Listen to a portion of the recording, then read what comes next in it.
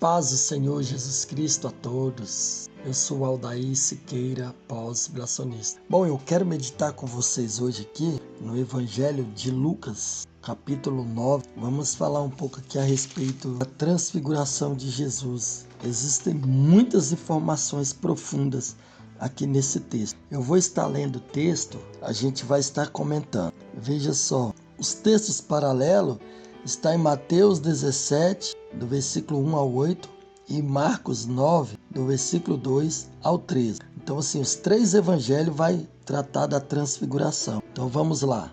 Lucas, capítulo 9, versículo 28. E aconteceu que, quase 8 dias depois dessas palavras, tomou consigo a Pedro e a João e a Tiago e subiu ao monte a orar. E estando ele orando, transfigurou-se a aparência do seu rosto, e as suas vestes ficaram brancas e muito resplandecentes. E eis que estavam falando com ele dois varões, que eram Moisés e Elias, os quais apareceram com glória e falavam da sua morte, o qual havia de cumprir-se em Jerusalém. E Pedro e os que estavam com ele estavam carregados de sono, e quando despertaram, viram a sua glória e aqueles dois varões que estavam com ele. E aconteceu que, quando aqueles se apartaram dele, disse Pedro a Jesus: Mestre, bom é que nós estejamos aqui e façamos 3 tendas, uma para ti, uma para Moisés e uma para Elias, não sabendo o que dizia. E dizendo ele isso, veio uma nuvem que os cobriu com a sombra. E entrando eles na nuvem, temeram. E saiu da nuvem uma voz que dizia: Este é o meu filho amado, a ele ouvi. E tendo soado aquela voz, Jesus foi achado só. E eles calaram-se e por aqueles dias, e não contaram a ninguém nada do que tinha visto. Então, irmãos, olha o tanto de informações profundas que tem aqui. Veja só, no versículo 28 ele vai dizer: aconteceu que quase 8 dias. Esse quase 8 dias fala exatamente de qual dia? Vai falar do 7º dia. Quase 8 dias é o 7º dia.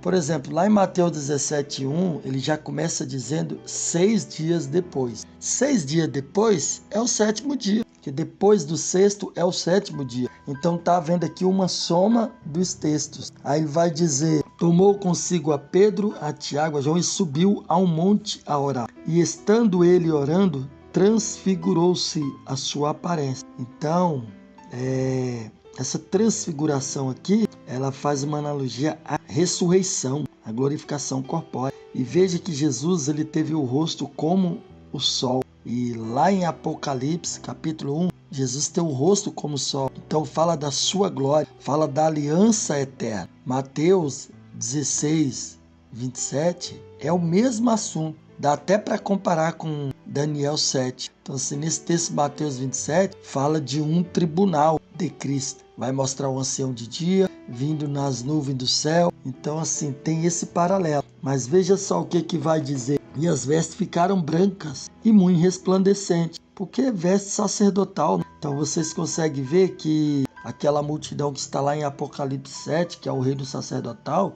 elas têm essas vestes brancas, resplandecentes, de linho finíssimo, que é o ato de justiça dos santos. E eles que estavam falando com ele, 2 varões, que eram Moisés e Elias. Por que Moisés e Elias? Porque Moisés e Elias são as 2 testemunhas. Moisés, representando a lei, Elias representando os profetas. E vai dizer: os quais apareceram em glória. Por que em glória? Porque é no 7º dia, o dia da glorificação, da ressurreição. E falavam da sua morte, qual havia de cumprir-se em Jerusalém. Aí vai dizer o 32. E Pedro e os que estavam com ele estavam carregados de sono. Aqui apontou para as 10 virgens. Por quê? Estavam com sono, então dormiam. Aponta para as 10 virgens que dormiam. E quando despertaram, então despertaram do sono aqui, então aponta para o grito da meia-noite. Que exatamente com o grito da meia-noite, eis o noivo, elas acordam e despertam, pegam as suas lamparinas. Então aqui também aponta para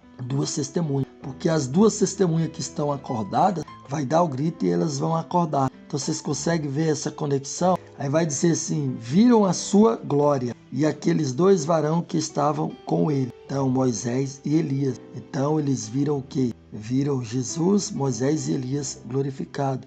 Moisés e Elias, aponta para as 2 testemunhas, que é as 2 casas de Israel, judeus e gentios, glorificado no dia da ressurreição, juntamente com Cristo, pois vai apontar para o reino. Moisés e Elias aponta para o reino de Deus, para a própria igreja. Então aqui tem conexões profundas. E aconteceu que quando eles se apartaram dele, disse Pedro a Jesus: Mestre, é bom que estejamos aqui e façamos 3 tendas. Número 3 aqui pode estar apontando para o 3º dia, porque é ressurreição. Uma para ti, uma para Moisés e uma para Elias. Então aqui, uma para ti, que é o próprio Jesus Cristo, Moisés e Elias, que tipifica a igreja, e aí ele fala para fazer uma tenda, uma cabana, que é tabernáculo. Ou seja, 3 tendas, ou seja, no 3º dia vai aparecer Moisés e Elias, que tipifica a igreja, e Cristo, glorificados. Indo para onde?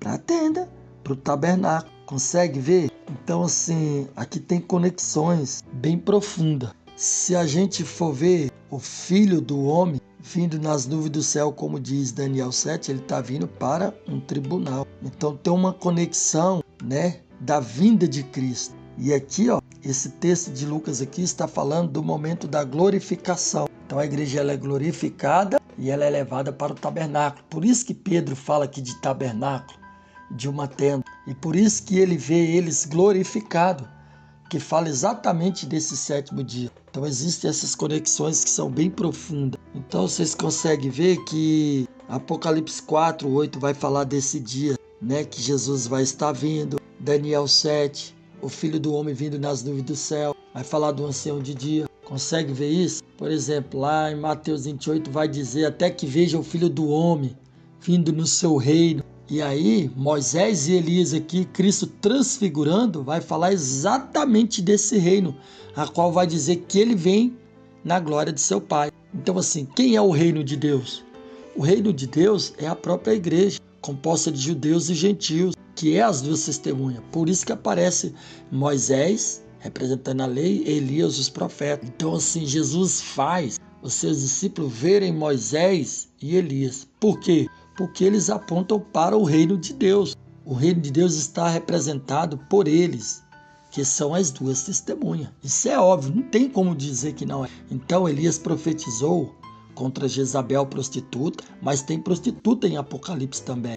Também a grande Babilônia. Então o ministério de Moisés e Elias, ele vai estar em vigor na última semana. Então são conexões bem profundas. Então, assim, o espírito de Moisés e Elias vai estar nas 2 testemunhas, pregando até que, onde chegar o dia da expiação, vai se cumprir essa literalidade. A igreja é glorificada, indo para o tabernáculo. Por isso que aparece Moisés e Elias, porque eles tipificam a própria igreja. Você vê que Elias orou 3 anos e 6 meses e ficou sem chover. Vai dizer isso em Tiago 5,17. Mas as 2 testemunhas vai orar também, ficar 3 anos e 6 meses sem chover. Então Moisés transformou água em sangue, mas as 2 testemunhas também vai transformar água em sangue. Então assim, se fala da grande tribulação. Vocês conseguem ver essa conjectura? Moisés, ele morreu, mas ele vai ressuscitar. Então Moisés está representando os santos que morrem em Cristo e aguardam a ressurreição. Veja que o corpo de Moisés até hoje ninguém sabe aonde está guardado, está escondido.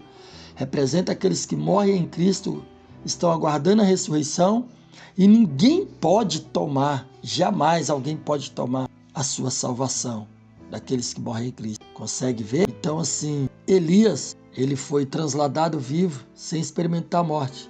Representa aqueles que vão estar vivos na vinda de Cristo, aguardando o arrebatamento sem experimentar a morte. Então assim, são coisas bem profundas. Então são informações profundas que a Bíblia nos traz. Então assim, Marcos, capítulo 9, versículo 1 e 2, não tem a epígrafe, como em Mateus 17, que vai dizer o reino de Deus chegando com poder. Então assim, Mateus não fala chegando com poder. O reino é a igreja, judeus e gentios. O verso 6 dias depois, então é o 7º, sem dúvidas, irmão.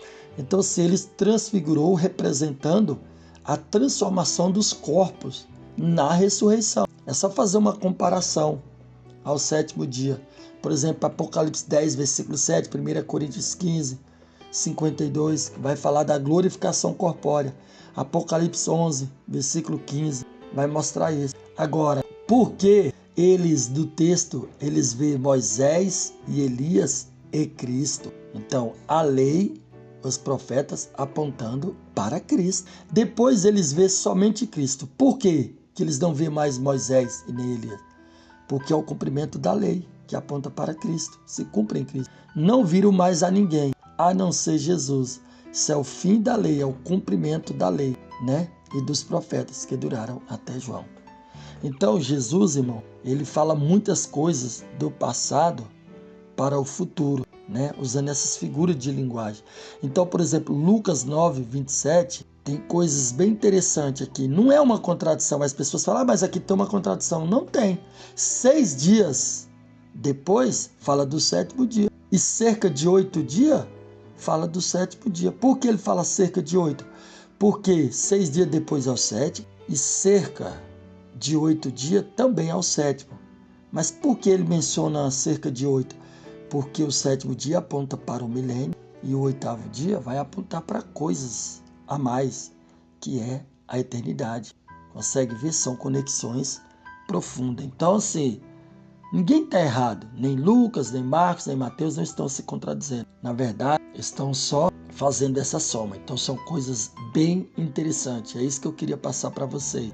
É uma informação a respeito das duas testemunhas, Moisés e Elias, que representa a própria igreja. Consegue entender? Então é isso que eu queria deixar para vocês. Agora, quando ele fala assim, desperta tu que dormes. Então fala de quê? Das 10 virgens, porque elas dormiram. Aí quando vai falar, e o Senhor te esclarecerá. Aquele que dorme não vai ver esse dia glorioso do Senhor. Por que resplandecente? Porque fala da vinda de Cristo, com poder e grande glória. Moisés e Elias em glória. Só Lucas vai falar isso. Em glória representa o quê? Representa que está ressuscitado e glorificado. A glória de Deus está na face de Cristo. Então, assim, as 10 virgens, elas despertando do sono. Agora é interessante que as 5 virgens prudentes, elas vê a glória de Cristo, juntamente com as 2 testemunhas, né, formando exatamente aí os 7 cardeais. Mas as 5, elas não vê. Por quê? Porque elas entram em trevas. Elas ficam de fora. Consegue ver? Então, assim, se nós estivermos dormindo, nós não vamos ver a glória de Deus. É por isso que manda despertar. Desperta tu que dormes dentre os mortos, e Cristo te esclarecerá. É por isso que tem que acordar. Será que esse texto aqui, quando vai dizer desperta tu que dormes e Cristo te esclarecerá, está chamando para despertar do sono. É o chamado para as virgens acordar e despertar. Então, assim, representa a vinda do Senhor em glória. O sono fala dos que dormem no pecado, não verão a glória do Senhor. Aqueles que ficarem dormindo, não procurar buscar a palavra, se encher do azeite, meditar, não vai poder participar da glorificação. Não vai para o tabernáculo, não vai ver a glória do Senhor. Era essa meditação que eu queria passar para vocês. Então, que Deus abençoe a todos.